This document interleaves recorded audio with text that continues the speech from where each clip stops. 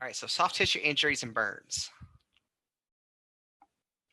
So at the completion of this lesson, the paramedic student will be able to state the major functions. Let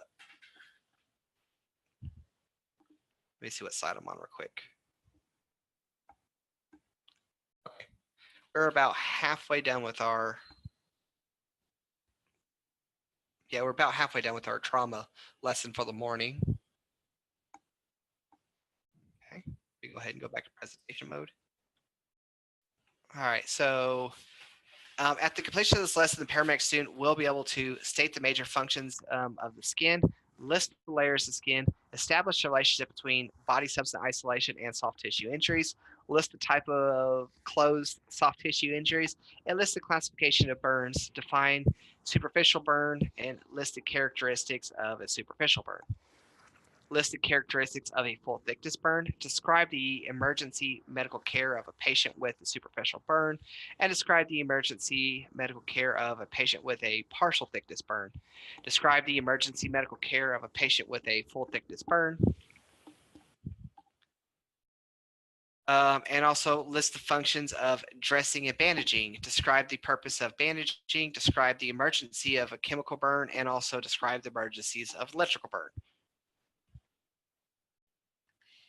All right, so soft tissue injuries and burns. So soft tissue injuries are common and dramatic, but are life-threatening. Also, tissue injuries range from abrasions to serious full thickness burns. It is necessary for paramedics to become familiar with the treatment of soft tissue injuries with emphasis on controlling bleeding, preventing further injuries, and reducing contamination. The paramedics will treat soft tissue injuries prior to movement of the patient unless the patient's condition warrants immediate transport. Major bleeding will be treated prior to movement of the patient. Failure to treat soft tissue injuries could lead to severe external hemorrhage, further damage to the injury, and also further contamination.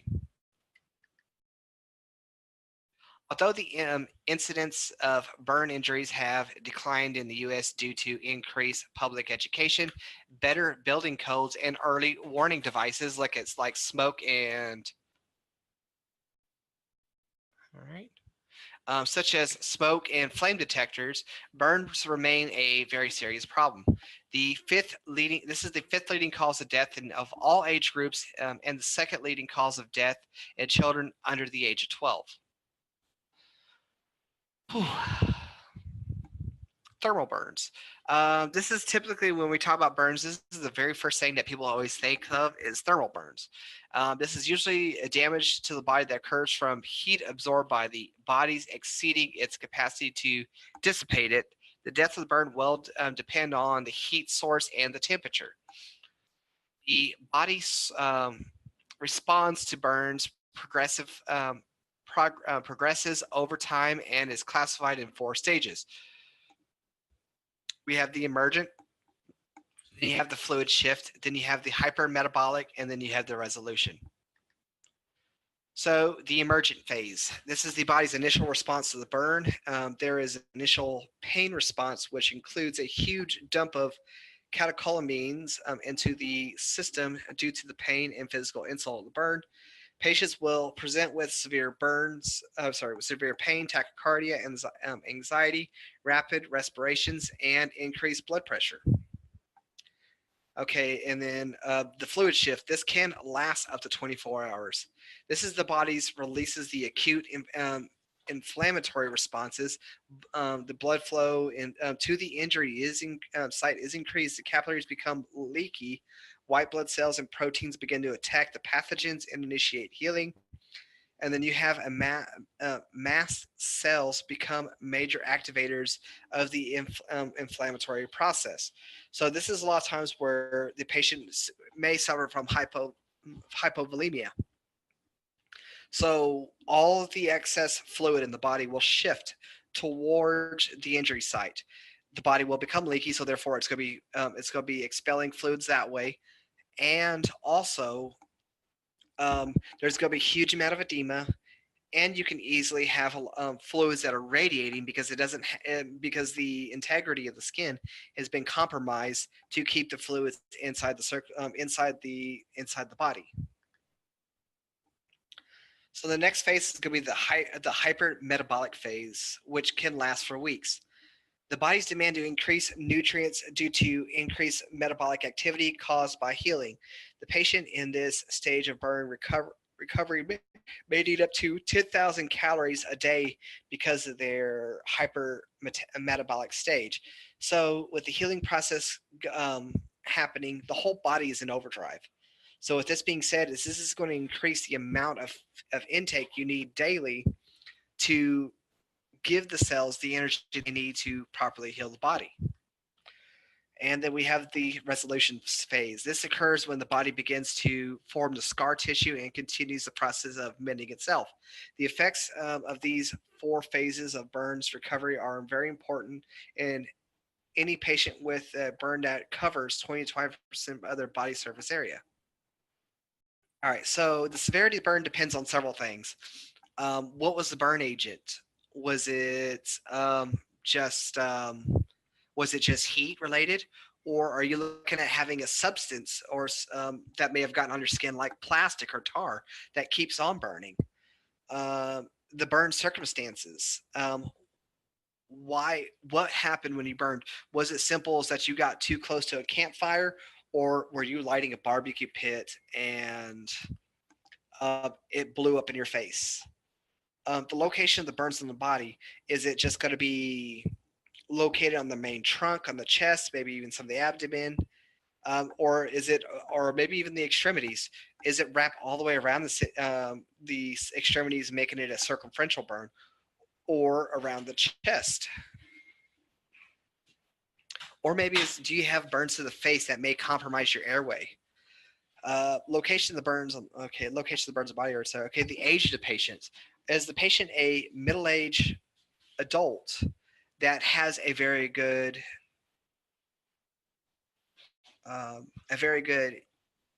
response to healing, or is this going to be a pediatric patient that doesn't really have doesn't have a developed immune system and respond and does not handle very well to a response or to an injury? Or is this an older adult that has a compromised immune system due to chronic diseases and may not necessarily heal as fast as what a middle-aged adult would?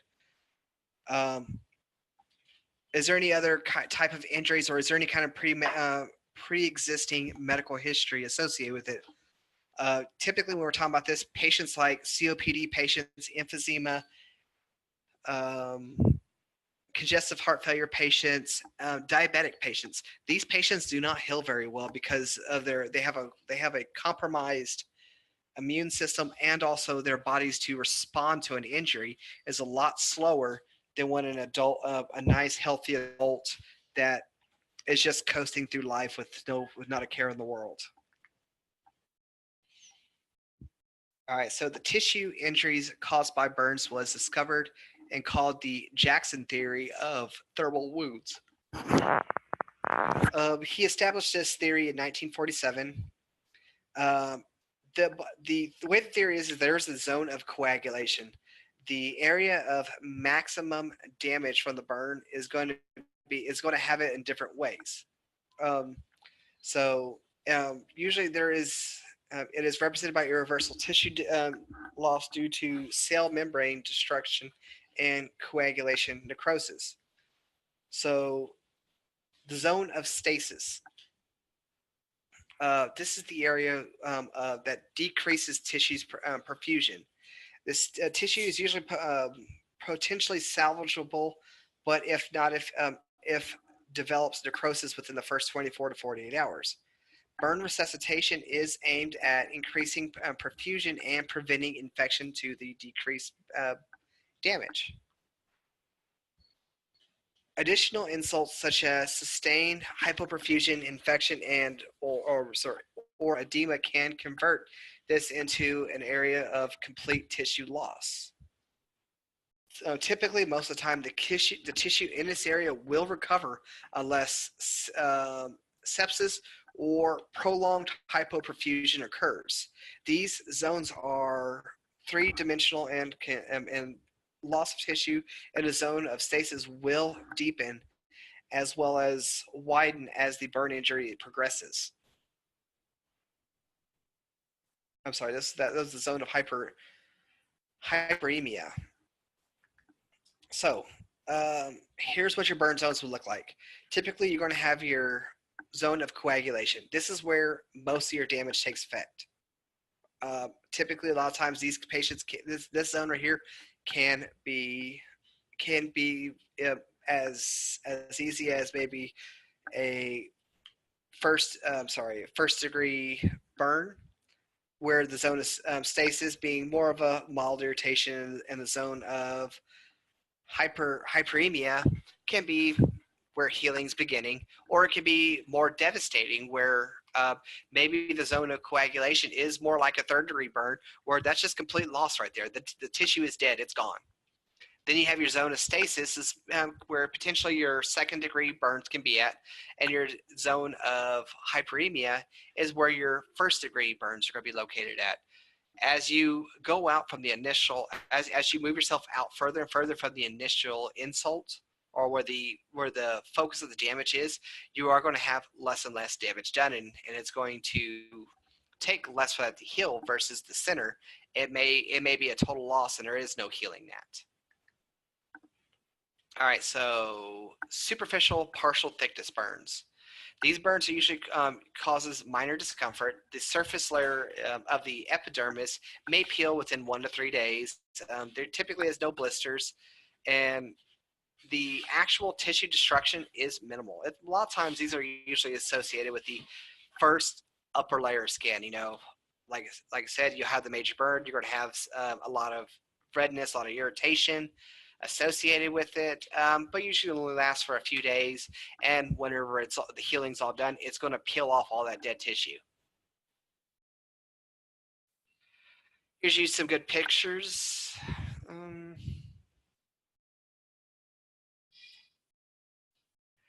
So as you see, this is a pretty good first-degree burn. If you look at the picture on the right, you can actually see some looks like some skin that's getting ready to flake. This is the dead tissue that's ready to basically shed off to expose the fresh underlying layer of skin that's going to help protect from here on out. All right, so moderate to deep partial thickness burn. So the formation, this is a little more painful. This is usually formation of blisters, which this helps to tell the difference between a second and a third degree burn. This usually involves all the way down to the deep epidermal layers. This is usually deep second degree burns, damage to sweat glands, hair follicles, and the subcutaneous glands. Blisters, you can have blisters, severe pain, generalized swellness, loss of fluid is very common. You can even have a deep partial thickness burns, which may be deceptive and may actually be a third degree burn. I've actually seen some of them that I called a second degree burn, but once I talked to the physician and after they did their assessment, everything, that they called a third degree burn, and they asked why did they call it one where I called it the other, and they said they're under their classification was the patient has loss of sensation in that location, so therefore they automatically upped it to the next level, whereas I just saw the formation of blisters and they complained about severe amount of pain associated with it. All right, so you're going to see a red, very moist surface with extreme sensitivity to any kind of stimuli. So any movement, anybody touching it, anything, it's going to cause an extreme amount of pain. If no infection occurs, it may heal without any kind of necessary skin grafts. And scarring can be very common. Here's a picture of a very nasty second degree burn. It looks like this is going to be to, that looks like that's going to be to a child.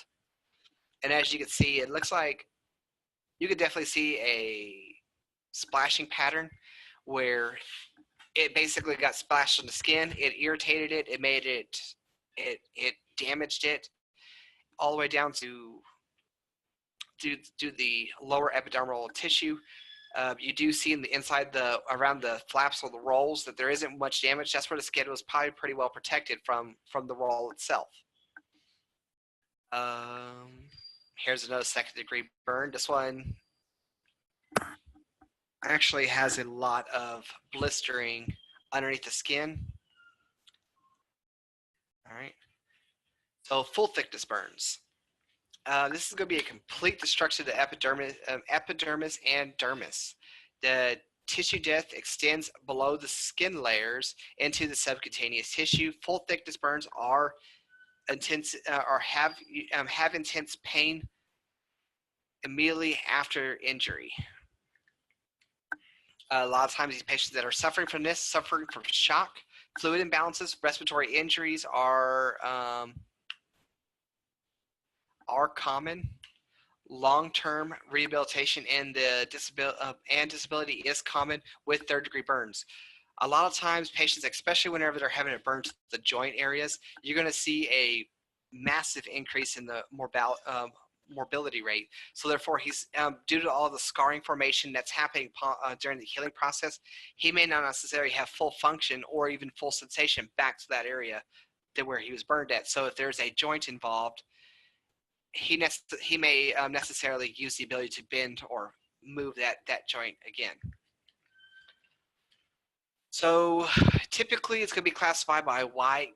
You can have a white waxy appearance. It could also be a charred or parched tan appearance. It can have a black appearance.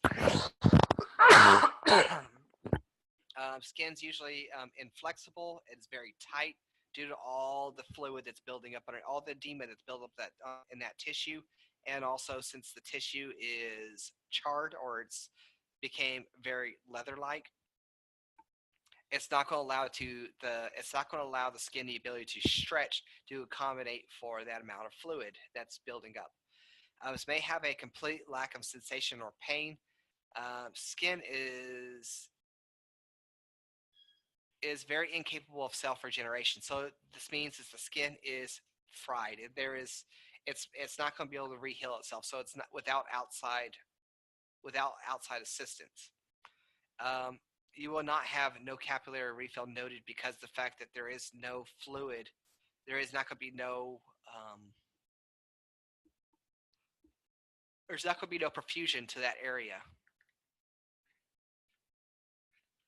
So whenever you're dealing with thermal burns, if in doubt, always estimate estimate the burn to the seriousness by taking it up to the highest degree. So like I said, with my patient here that I was talking about, I called a second-degree burn. If I would have poked and prodded in the general area where the patient was burned at, I would have more likely called it a third degree. The doctor, he did a more extensive assessment. I basically looked at it. I saw that there was an extreme burn there, and I handled it accordingly.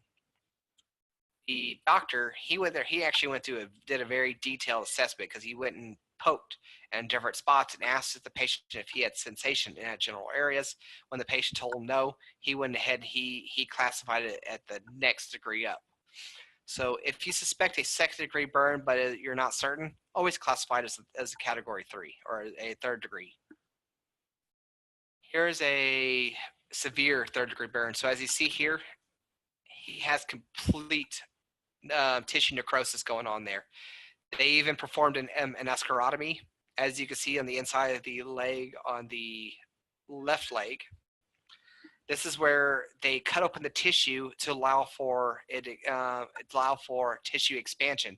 The problem with EMS personnel doing this out in the field is this opening up the patient to massive infections, and also we can accidentally cause tissue damage to the healthy tissue, potential nerve damage, and also we can accidentally nick a blood vessel that could be right underneath all that damage. Like I said before, it's a severe amount of burns right here. It's going to cut off circulation, so therefore the circulation to the feet there is probably severely compromised. All right. This one right here is a little less obvious. This one right here looks like it has severe amount of necrosis, but it's not circumferential, whereas like the other one was. This one has some blisters that has unfortunately popped. There's a lot of redness. There's even a lot of dead tissue that's surrounding those blisters. So more likely this person is going to need to go through a debridement, allow the fresh tissue to be exposed so it can promote healthy healing. The patient's more likely going to need a skin graft over that area so it can, with supportive care, heal properly. All right, here's a third-degree burn, usually from an electrical burn. As you see here, this burn right here, they're sitting there saying it has a compromised vasocirculatory distal to the injury. So that hand there has no perfusion going to it right now at all. It looks like the entry point of the damage is going to be right there in that palm. It looks like that to me. That looks like that's going to be a burn from where he may have grabbed something he wasn't supposed to, and it basically traveled all the way down that arm. And as you see here, it says here they performed an escharotomy, where they filleted open his arm to allow room to allow that swelling to expand. All right, so chemical burns. Chemical burns are typically chemical burns are caused by exposure of acid, bases, oxidizers, solvents, and reducing agents. Chemical burns may need no source of heat, occurs immediately on contact, and be extremely painful, and sometimes are not immediately evident or noticeable on contact. It diffuses into the other structures without apparent damage to the skin. So chemical burns typically count for 3% of all burns. However, they account for 30% of all burn deaths. 55% of all chemical burns injuries will require surgical interventions. Chemical burns can be very difficult to evaluate. They can be a very deep burn and can be deceptively superficial looking. The exact signs and symptoms depend on the specific chemical, but may include itching, blanching, or darkening of skin, intense burning, or none at all, respiratory distress, and obvious tissue necrosis. Most common chemical burns is actually sulfuric acid, hydrochloric acid, and then hydrofluoric acid.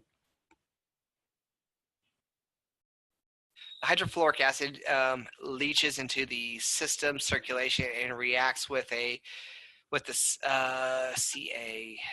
Which one's? It usually reacts to the magnesium and causes,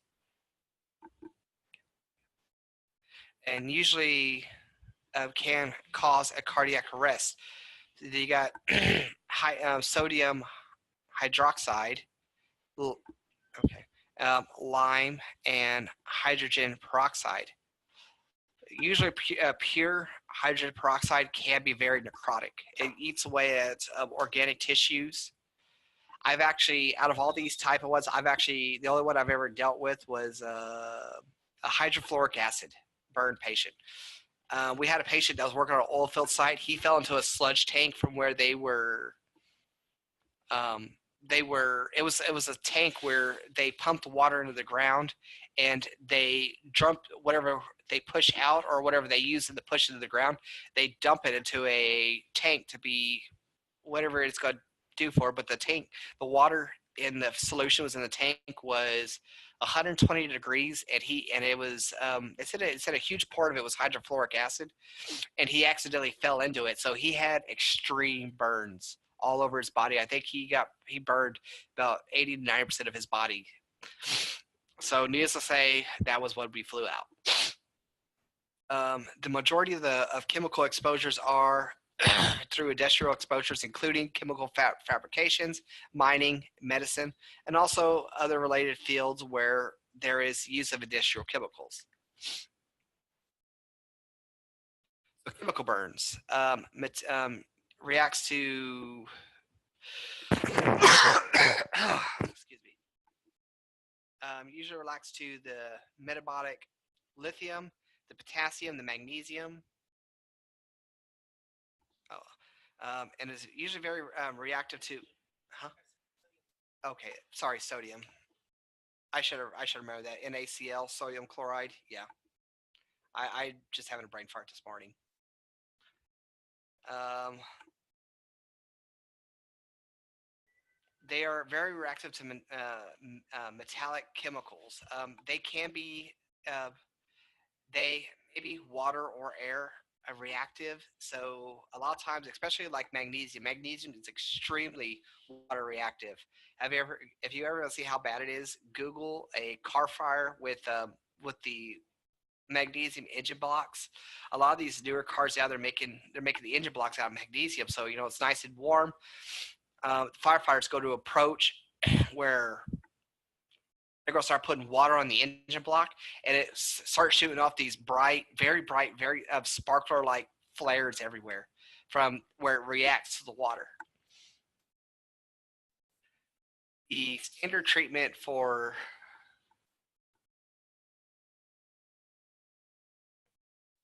Texas fireworks, pretty close to it. It's actually pretty funny. I've actually had to fight. I was on a we actually had to fight a fireworks stand fire not several years back in the area where I live in. It was one of those huge firework warehouses that caught on fire. What happened was the neighbor across the street was was burning his trash, and he wasn't paying attention. It went across the road. It first started off by catching a semi truck trailer full of fireworks. Then that spread onto the building, which was just full of fireworks. And that was actually going to be like a 5-day fire. And it was fireworks going off for 5 days straight. All right, so where is that? So the standard treatment for chemical burns is you want to flush it with a copious amount of water.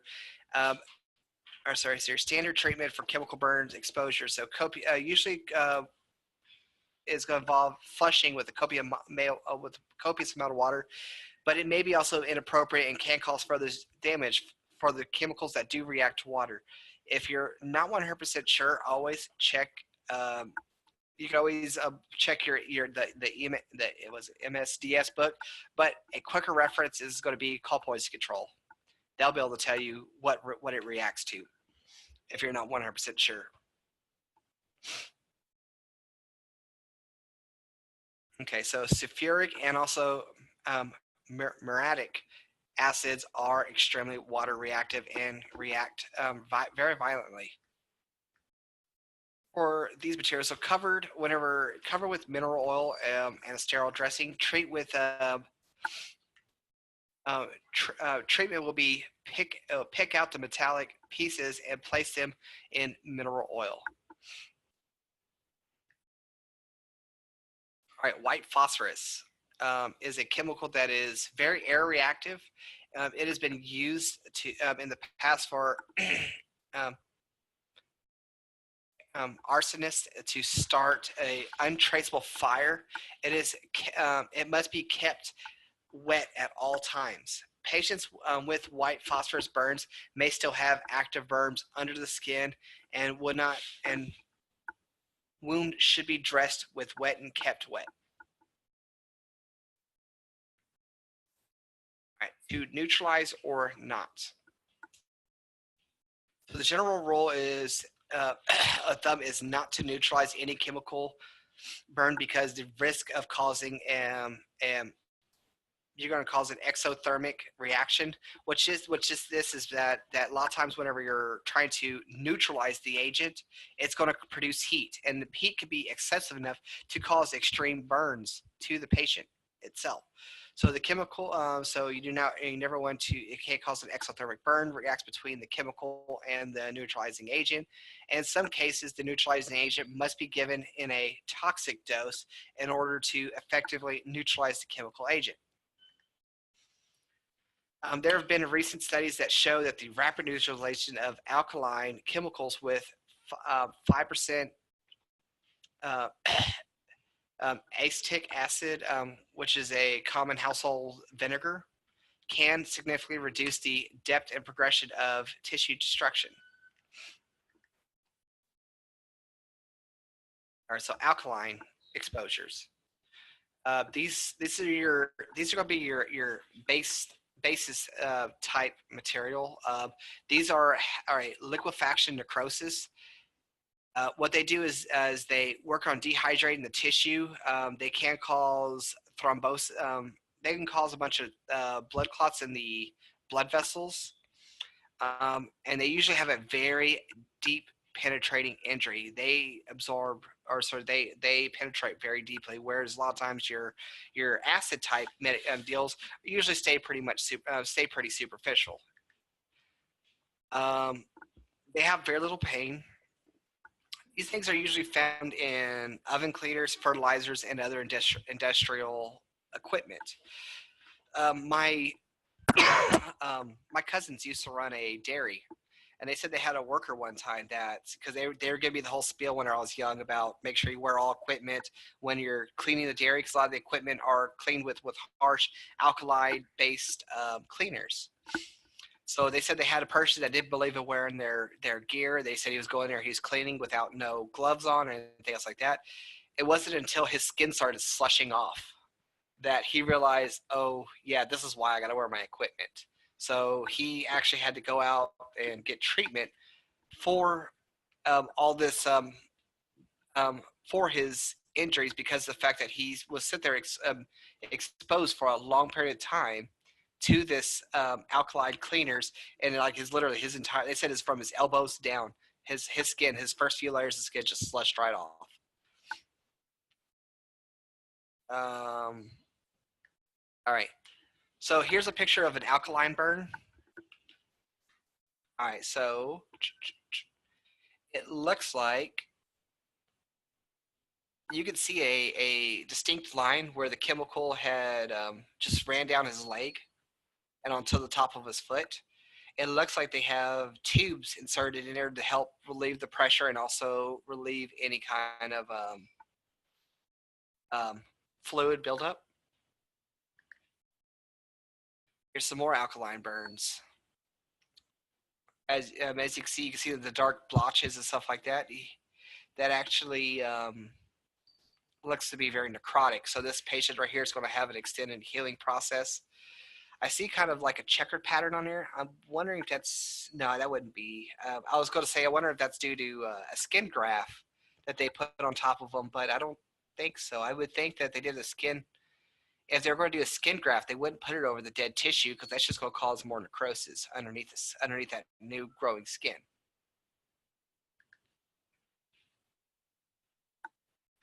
All right, so acid exposures. This can cause coagulation necrosis with immediate pain. Frequently doesn't injure deeper tissues. So, like I said, it stays on the surface. The amount of damage depends on the concentration of the agent, quality of the agent, and length of exposure and depth of penetration.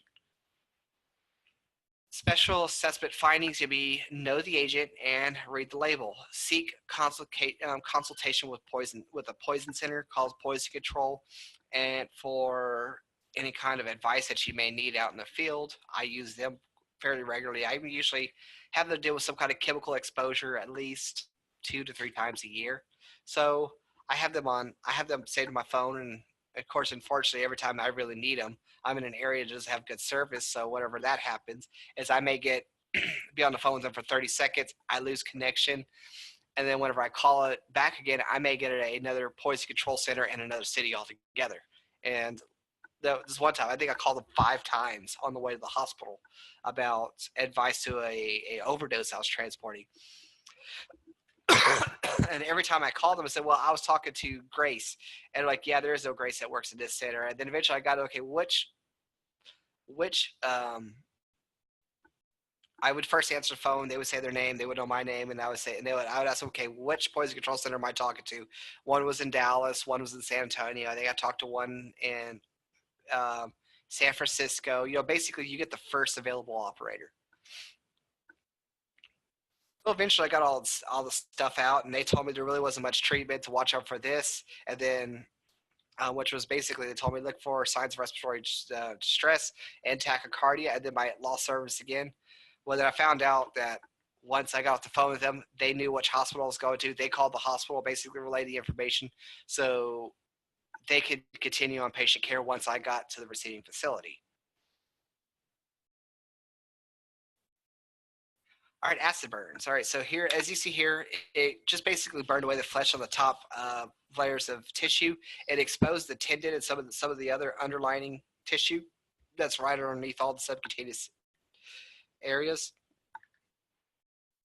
Um, ooh, that's a pretty nasty one to the face. Looks like this lady right here may have got some acid splashed up in her face. Caused some severe burns to the face, lip, neck, even to right above her jugular vein right there. That almost it almost looks too perfect, and I would almost consider it to be wondering if that's actually if that's even real or not. It almost looks like it's something from a movie.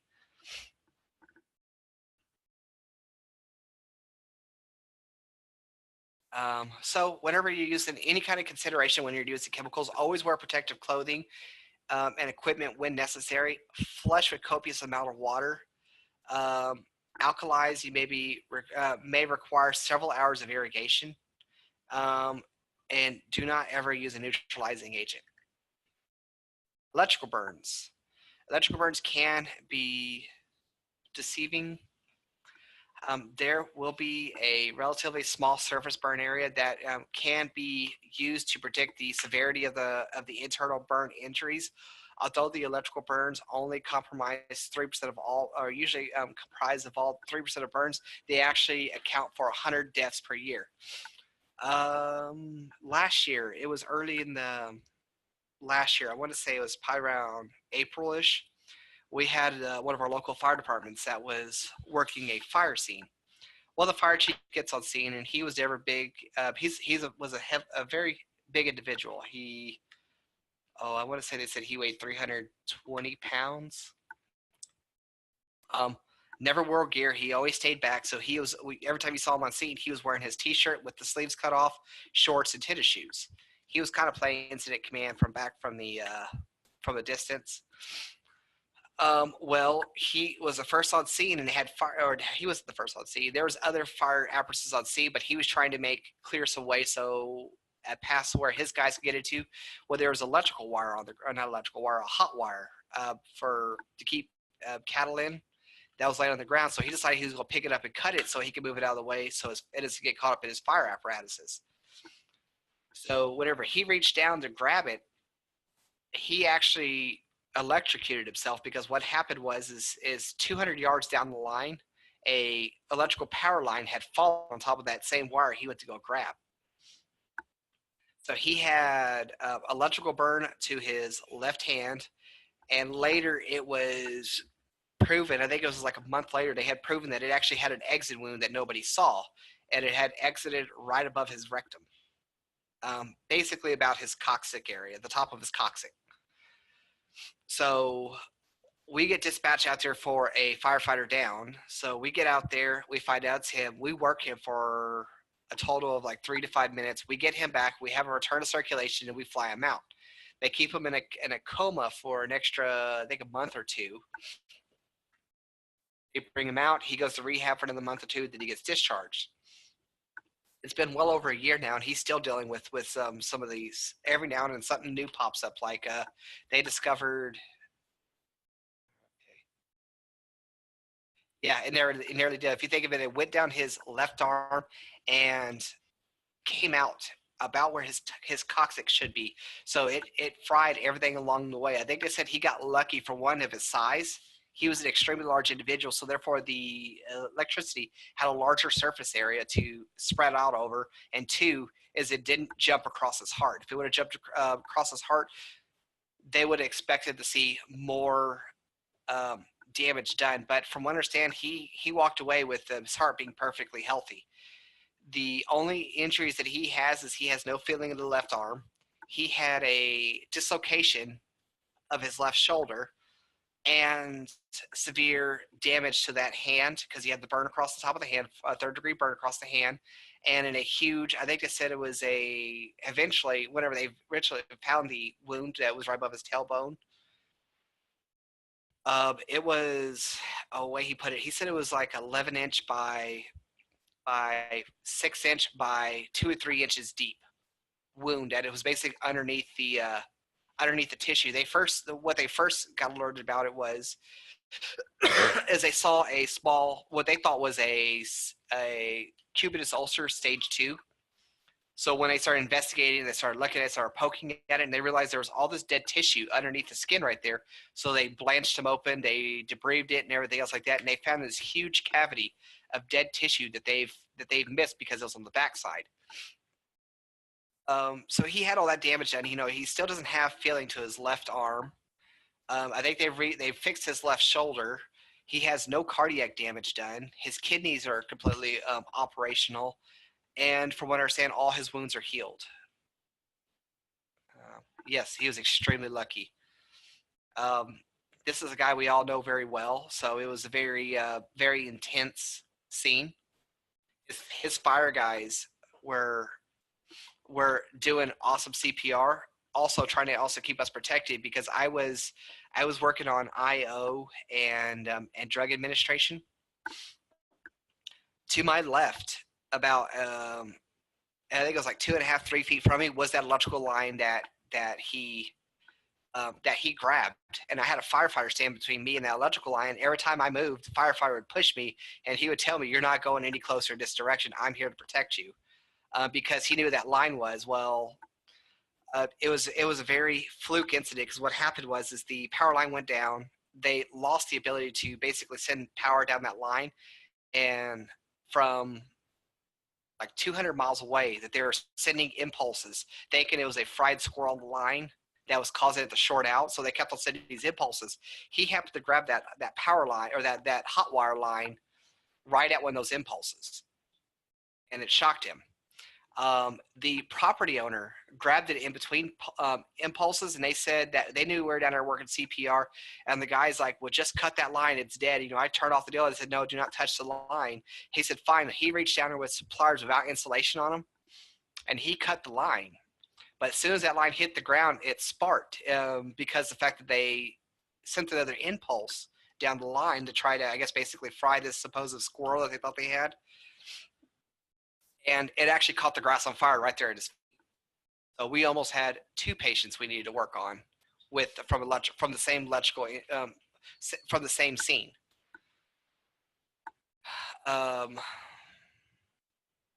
So from what I understand, he's doing really well. He's just his longest. The biggest deal he's working with psychological issues, because he does great in large groups. People come visit him. He's kosher. He's awesome. It's whenever he's alone and he actually sits there and thinks about it, or he's laying there trying to go to sleep, he starts remembering everything that went on that night. So he does have a lot of psychological issues from it. Okay. All right, so injuries from the electrical burns is dependent on whether it is high or low voltage and the length of exposure. High voltage is going to be anything greater than 1,000 volts. The electrical energy is converted into heat in the body.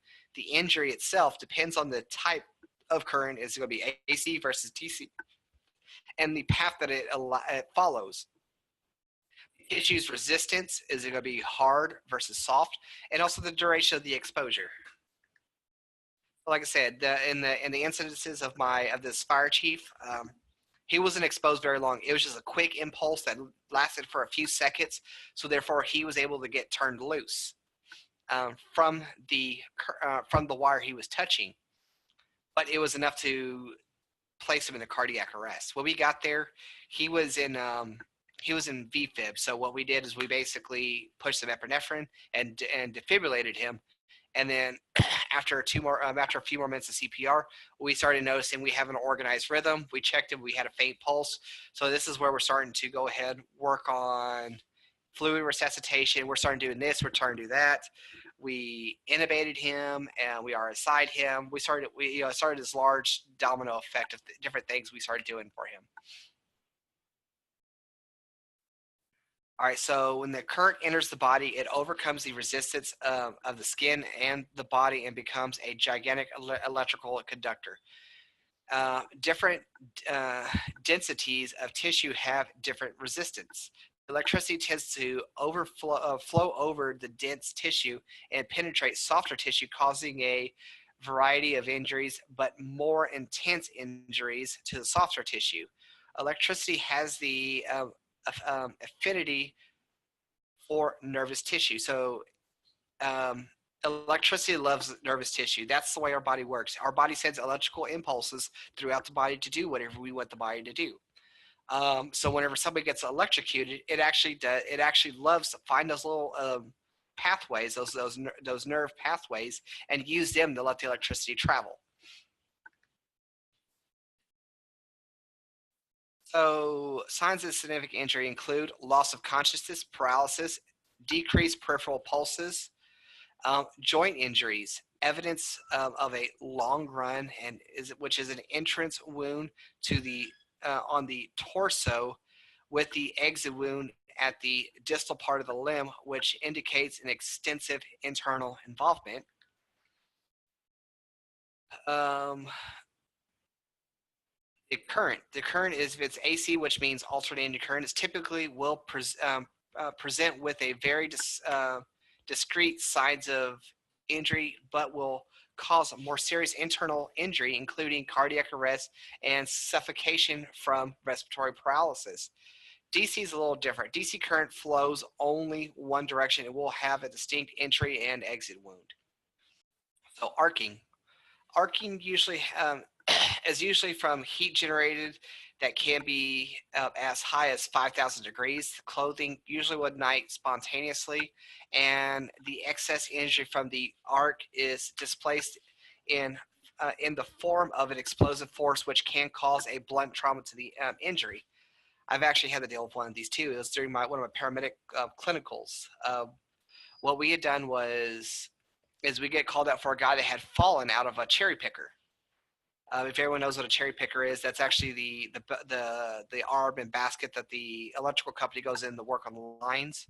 Well, what happened is that he was sitting there trying to disconnect a fuse or something like that. He touched the transformer, and the electricity traveled down the pole. It arced whenever it touched. I guess whenever it grounded to the grounded to something.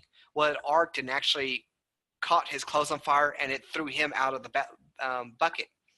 So we get on scene. We're sitting there talking to him. He's perfectly fine. They said, "Oh yeah, everything's fine, and I'll be fine." It was like that, what a way to go for early retirement, because he retires in 3 months and stuff like that. And so we flow him out to the hospital, stuff like that. Well, it was an 8-minute flight from our scene to the hospital. The flight crew told me that he started having an excessive amount of swelling, and it was actually enough swelling that they actually had to intubate him so they could protect his airway. So they said his face doubled in size just due to all the edema and everything that was starting to kick in, just over an 8-minute flight. All right, so the clothing ignites. The excess of energy from the arc is dissipated in the form of an explosive force, which can cause blunt force trauma. Here's a picture of a arc burn. Flash burns. So this is depending on the temperature. The temperature can be ranged from typically these are very depending on the temperature, but the damage can consist of a 1st degree or a 3rd degree burn. Lightning injuries will be covered in environmental emergencies. Here's a picture of an electrical burn. Looks like a kid may have been chewing on something he wasn't supposed to, and it shocked him. As you see right there, he has some nasty 2nd and 3rd degree burns to that lip.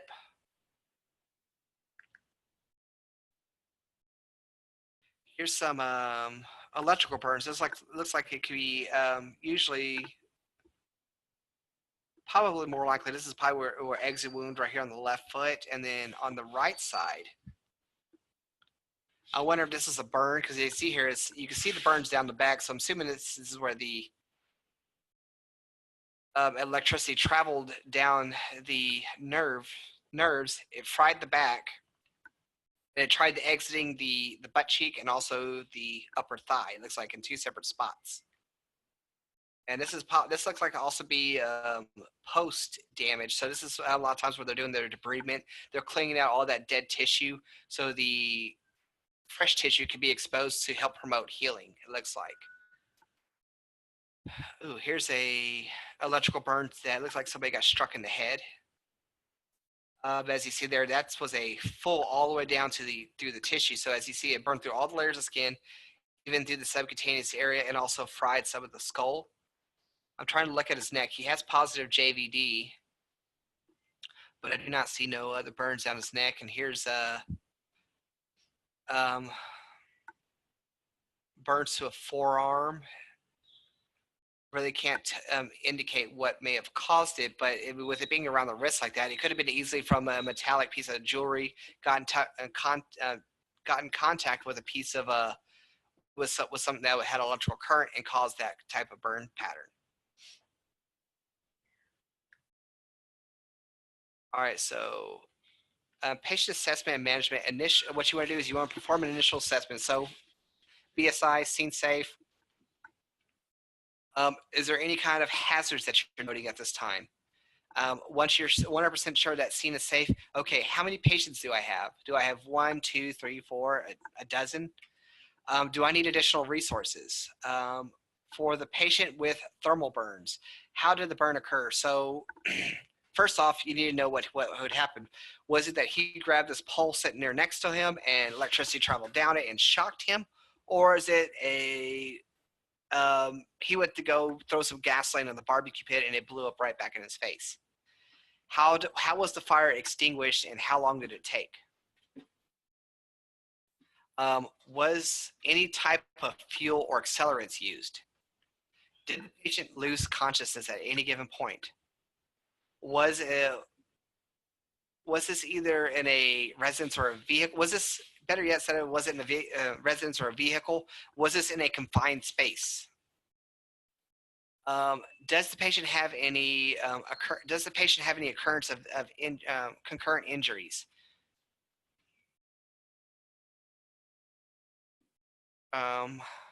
Does the patient have a medical history or chronic medical complications? You know, like I said earlier, COPD, emphysema, congestive heart failure, diabetes. All these things will make it more complicated for the patient's healing factors. How old is the patient? Is he a geriatric patient? Is he a 30-year-old in his prime? When patients are older than 55 years of age, have different healing patterns and do not heal as quickly and have more acute complications from the burns itself. When we're talking about chemical burns, what was the agent? How long was the patient contaminated? Was the patient contaminated and it was brushed off immediately? Did it take some time to remove the chemicals? Was the patient contaminated an hour ago or a couple hours ago, and now all of a sudden he's complaining about severe burning to this extremity? Was the patient decontaminated with an agent? So did somebody try to neutralize the burning agent to the chemical? All right. What type of, or so when we're talking about electrical burns, what type of electricity was involved? Was it AC or was it DC current? Was it a lightning strike? And also, what was the voltage? Was it a high or low volt? How long were they in contact with the source? And how were they removed from the source? Was there any loss of consciousness? Did they lose consciousness or suffer a cardiac arrest? Medical history consideration. So we need to know how old the patient is. Does they have any kind of pre-existing diseases or illnesses? Do they take any medications? Another medications that may necessarily affect him will be things like blood thinners. You can also have other people that may take a beta blocker medication that controls the body's heart rate from speeding up. Do they have any allergies to medications or to what they were exposed to? Also, make sure you get a good sample history. Whenever you're doing your physical exam, what you need to do is you need to note the severity of the burns. Is the primary dependent of the total? We need to figure out the total body surface areas of the burn. Only use second and third degree burns to determine body surface area. Use the rules of 9 or Lund or the and Lund and Brower method works on contagious wounds. The Palmer method works well on scattered burns. So here's the rule of 9.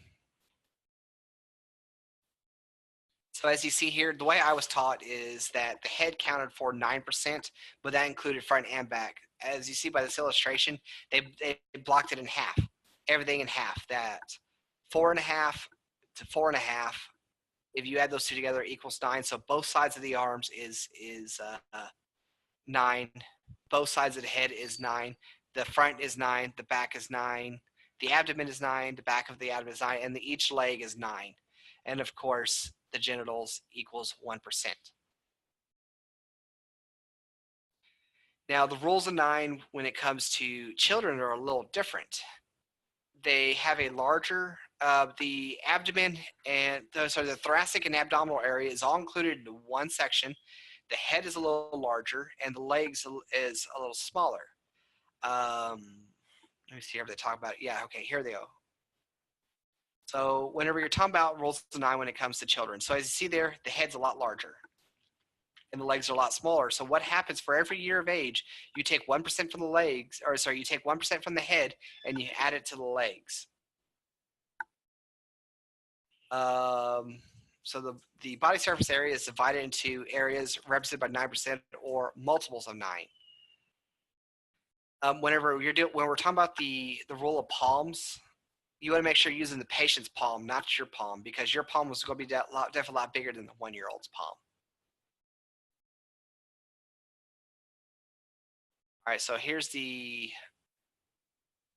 Lund and Browder method of deciding, or basically deciding injury. So what you're going to do is you're going to figure out the number that you need to add for A, B, and C, and you use the chart down below. And then you're also going to use the percentages inside the extremities to determine how much of the patient is being burned. So this one's pretty much close to the rules of 9, except they break it down a little further. They give a specific number for the hands. They give a specific number for the forearm. They give a specific number for the upper arms. They give a specific number for the neck. Each butt cheek has their own number.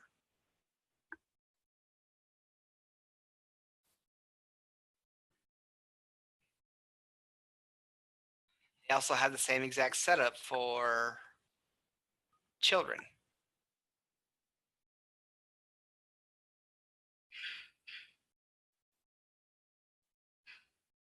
All right, so special safety considerations. So remember, scene safe. This is ultimately the most important thing, because you don't because a lot of times you may not necessarily know what burnt him, or you may be driving up to a hazardous area and you cannot get access to your patient until it's made safe seen by utility companies or fire departments. So you need to, so once you do get access to the patient, you do need to stop the burning process.